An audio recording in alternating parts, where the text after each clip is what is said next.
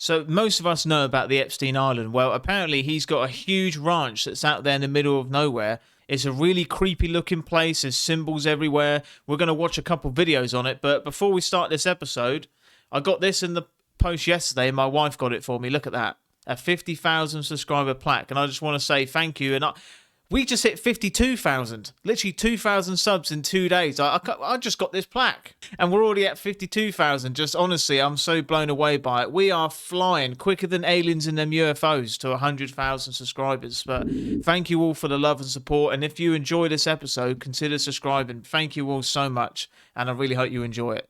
When people talk about Jeffrey Epstein's properties, they usually mention his private island or his Manhattan mansion.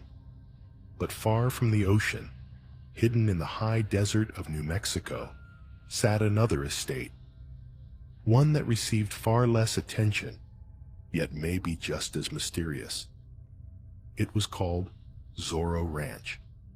Located outside the small town of Stanley, about an hour from Santa Fe, the property stretched across thousands of acres of isolated land. From above, it looked less like a residence and more like a compound. Multiple buildings, long private roads, and wide open terrain in every direction. Unlike the island, there were no nearby tourists, no surrounding neighborhoods, no casual visitors, just desert, sky, and distance. Look at this satellite image. 10,000 acres of New Mexico desert, a cluster of buildings that look like any wealthy person's ranch retreat. But zoom in. Look at the layout, the roads, the placement of every building. This isn't a ranch. This is something else entirely. The buildings themselves are evidence, the courtyard, the runway. The scattered outposts are miles from the main house. None of it makes sense for a working ranch. All of it makes sense for something else. Let me walk you through it. Zoro Ranch sits near Stanley, New Mexico. Stanley is barely a town. It's a scattering of ranches, dirt roads, and emptiness. The nearest city of any size is hours away. Jeffrey Epstein bought this land in 1993 from Bruce King, the three-term governor of New Mexico, paid $12 million for it. At the time, nobody asked why a financier from New York would want 10,000 acres of high desert scrubland. The property spans 15 square miles. You could fit all of downtown Chicago inside it and still have room left over. Anyone approaching by car can be seen from miles away. The western edge drops into steep canyons that act like natural walls. If you wanted to build a place where nobody could see what you were doing, you would build it exactly here. I think the location of that place was definitely deliberate because think about it, even if you could escape from somewhere like that, what are you going to do? Run through 15 miles of desert? It's just crazy. I didn't even know this place existed and there could be millions more like it. How this place, I didn't know it was bought so long ago and how no investigations have happened between now and then. So there's several videos going viral right now of what's supposed to be green lasers descending from the sky. People's homes scanning the ground with that green laser. People started paying attention after this particular video went viral. In this video you can see a plane flashing a green laser and kind of scanning the ground. This made a lot of people start questioning what the heck was going on. Where were these green lasers coming from? And then just a couple of months later, a CCTV camera captured what looks like several green laser beams of light descending from space. Needless to say, this caught a lot of attention, and experts and researchers were saying that this probably came from a Chinese satellite, but no one knows. What the fuck is that? Now this is where things take a really strange turn. Just a couple of months after, there were several videos popping up all over the internet of what's supposed to be these green laser beams descending from the sky.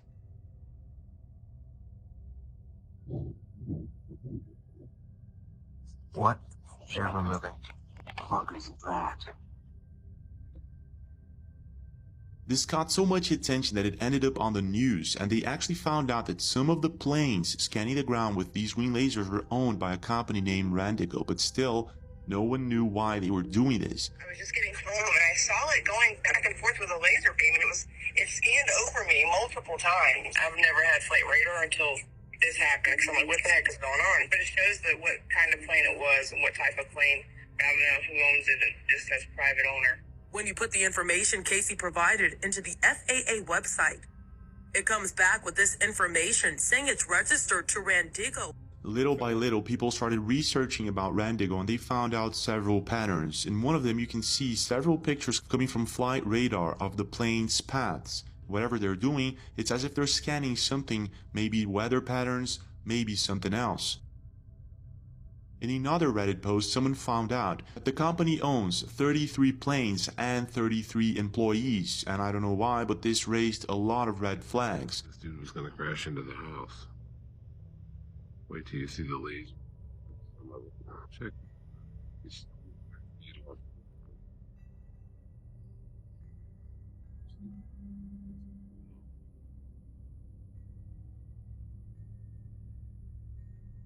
And then another Reddit user posted something like this. This plane flew over me this evening and was spraying something. Smell was awful. So I did a quick research just to double check if this plane was owned by Randigo, and guess what? It is. Strange, isn't it? What the heck is going on? See, I haven't got a clue what they're doing. I just thought it was some advanced Google Maps. You know, save some bloke driving around in a car, done it, taking pictures of it. Maybe this is it. I don't know. Leave your comments down below. Why do you think they're just scanning the ground with all these lasers, you know? You're telling me I can't buy a laser pen from Amazon and shine it at a flipping aeroplane. They all turn up at my front door, but they can just flip and scan the whole city. Take a drink if you've ever gone through the Starbucks drive-thru, and then you get to the window, and then your 2-year-old sweet angel baby starts yelling the F word repeatedly, and everyone hears. Can we just address that thing behind her? That I know it looked like a dog, but it didn't look like it to me. He was plotting something. Yeah, I think we need to do some checks there. He's definitely plotting against you. So whoever you are who filmed that video, just watch your back, mate. I think that being that's in the back there is looking to take over your world. No one has any clue what it is.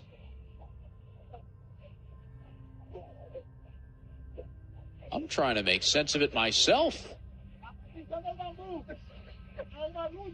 Is that some sort of... That's not a foam finger that got caught up in the rainstorm, is it? Is that a balloon covered in dish soap? For those of you listening on the radio stream, I'd have to estimate it's about the length of one's leg. It touched down in about the first and second base split, halfway between the bags, and has now taken a course across the infield behind the mound over to third base side foul territory. It looks like a giant ice cube you might have pulled out of your fridge. Head groundskeeper Patrick Coakley, otherwise known as Irish, has come to scoop it up. Still have no clue what the unidentified object may be. Is it a big wisp of cotton candy that flew off the roof? Patrick's struggling to contain it. It's trying to float away. I mean, what the hell was that? I mean, could you imagine if that was a real alien and it landed? It was going through the atmosphere and it went, oh, look, there's a huge stadium with humans. I'll land there. And it landed and it's rolling across the grass. Going, oh, I'm here. I exist. And then you just get smashed with a massive spade and cut up. I don't know why, I just thought that was quite funny. Like, imagine if that was their first interaction with human beings, just to be smacked with a massive spade. So right now I'm going to show you guys what your bananas look after they get gassed. So we come here, open up our little door, turn on our light. These are the banana chambers. We're going to come in here and check them out. Come up here, pull one out. Okay, so this is from the left side, and then we'll check our right side. So I actually pulled off a little hand so I can show you guys. So this is from the right side and the left side. So on the right side, it starts to break in a little bit of yellow already. So these ones were gassed maybe like 3 days ago, maybe. And then they'll have another maybe 4 to 5 more days, but they'll get shipped out by today. So then by the time you guys get them at the grocery stores, they'll be more yellow and ready to eat.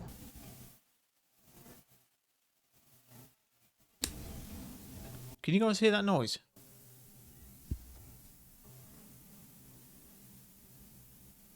Am I safe in here? Sounds like flipping Rambo's coming through the roof or something. But either way, I remember I used to stack bananas for a living a couple years ago, and I never would have thought in a million years that I would ever do YouTube. It's just crazy how life goes, isn't it? Dude. No.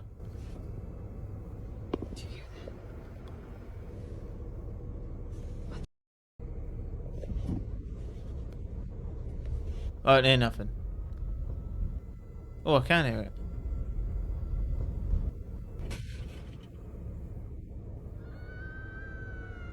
Oh my god, no. That. Put your foot down, mate. Put your foot down. Man, some people do have the survival skills of a potato, because what? You think there's a flipping demon outside your window? You got both the windows down. Let me tell you, this person's in the wrong job. Apply for a horror film or something. This is the person that would run away and trip over a stick like. So I pull up to the store, and then I saw the lights back behind me, right? Well, that store's got it going on. I looked up, and that star was twinkling a little differently.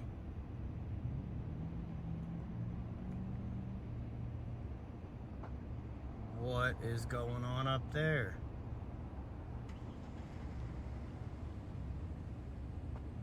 Ladies and gentlemen, that's a star in the night sky. Right there, and it hasn't moved.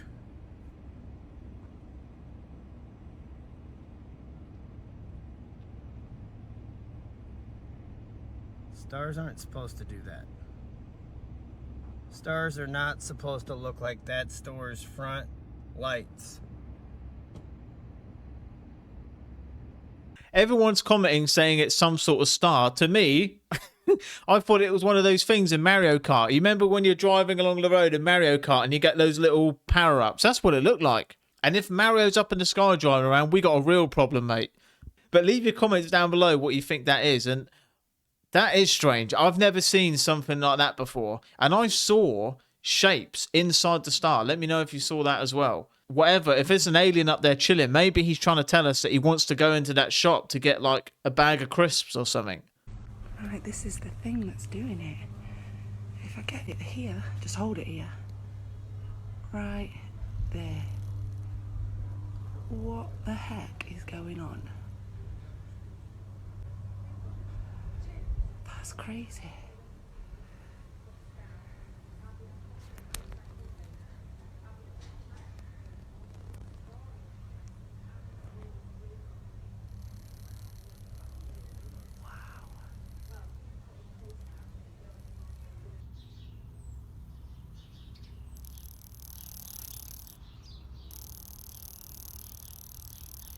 I mean, think about it. If they literally,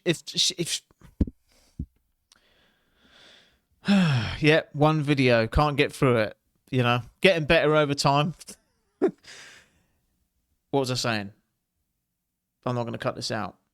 I'm keeping it all in there. But she could be filming a spaceship, an alien spaceship. She could be. Think about it. If aliens turn up, they could just be sat right there. And do you know the weird thing I thought about whilst watching that? Remember the Miami Mall alien incident? Well, the people that said supposedly recorded these beings that were in the mall coming out of portals, they had the same thing happen to them on their phones. Supposedly, that's what he said. So I don't know if that's a weird coincidence there, but either way, that is bizarre. Actually, things that are real to us but are different in other realities. It is a consistent fluctuation, and I think this fluctuation is known as Mandela Effect. This was happening in 2016. Shortly after this video went viral, the genius kid disappeared. No updates, no interviews, nothing. For years, the internet searched for answers. What happened to Max Lowen? The kid who said CERN broke reality. What you're about to hear next will change how you see everything. Just keep in mind, in 2008, CERN launched the Large Hadron Collider. And in 2009, people started noticing something strange. Memories that didn't match reality. What happened was we made this universe sort of out of balance. And our universe... Because of the collider, the super collider? Yeah, we altered the weight of a single electron, which I believe shifted us. into a parallel universe. This is our original timeline, right? But as soon as this starts, we are infinitely catapulted into an infinite number of parallel universes. In 2008, scientists at CERN launched the Large Hadron Collider, the most powerful particle accelerator ever built. It smashes atoms together at almost the speed of light, searching for the fundamental code of the universe. Some physicists even warned it could open microscopic black holes or distort space-time itself. And then, barely a year later, something even stranger happened. Thousands of people began remembering Nelson Mandela, dying in prison in the 1980s, but he actually died in 2013. Entire groups shared the same false memory. Soon after, a large segment of the population started noticing the same thing. Logos, movie lines, and even historical events remembered differently than they actually were. The original universe is mirror, mirror on the wall. Mirror, mirror on the wall. Transferred to universe is magic mirror on the wall. Magic mirror on the wall. Who is the fairest one of all? So we are now not in the same universe that we were in when Mirror, Mirror on the Wall was a part of a film. Well, that's what I'm theorizing, yeah. Well, I don't know about you, but I still remember Mirror, Mirror on the Wall. But, man, why couldn't they shift us to a reality where we don't have to go to work? We don't have to pay bills, you know? You know, we still got to do exactly the same as what we did in the other universe. This kid didn't disappear, by the way. He's still on YouTube. He's still posting, so don't worry. He's all right. So before I close this episode, I just want to leave you with something I hope that you'll remember and take with you tomorrow and many more days after that. That this is proof right here. If you have a dream and you have... I'm talking like I've achieved... like I've got an Oscar or something and I'm holding an Oscar. But to me, this is like getting an Oscar award to me. Because... like, I've never really achieved anything too crazy. I've never really... I left school with nothing. I've never really felt like I've really been that important. I know it sounds really sad, but I've always felt that way. And I've always been an underachiever. I'm not being negative about myself. I'm just saying it for what it is. So to have this channel and to set out to do a goal and to achieve it, you don't have to be anything special. You don't have to be this, it's just simply believing in yourself. I wish for all of you to chase your dream because you can do it. If I can do it, you can do it as well. Whatever it is, it doesn't have to be a YouTube channel. It could be anything in your life. A goal, just setting a goal and achieving that goal. You can do it 100%. You just got to see through the doubts and just continue, because trust me, there were many moments where I doubted myself, and I didn't have the YouTuber starter pack, if that's the way to say it. Just go with it. Chase your dreams, because it can really go the way you don't. I never expected this to happen. I never would have thought that we would ever I never thought I'd ever get 50,000 subscribers. 10,000 was my goal, my dream. But honestly, achieving this halfway to 100,000, that is correct. Like, I can't believe it. Halfway to 100,000. So thank you all so much. And I read all your comments yesterday from the post that I made with me and Paul yesterday. Your comments are incredible, and they're just, super motivating, and I'm super excited to see onwards and upwards. So let's see where this can go. And I promised you this. If we get 100,000 subscribers, I'm going to fly to Area 51 and do a whole YouTube video of me at Area 51. That will happen. Mark my words now. If someone wants to go back and clip this, they can. And we're all going to see it. And I hope you'll join me on that journey. I know a lot of you will. But thank you for believing in me as well and supporting me, because there was a long time where I lost that belief in myself, and this has just fueled my fire again. So thank you all so much. Chase your dreams as well. Never give up. All right? And just never, if you lose doubt in the world or lose faith in the world, never lose faith in yourself. All right? And I'll see you all again tomorrow.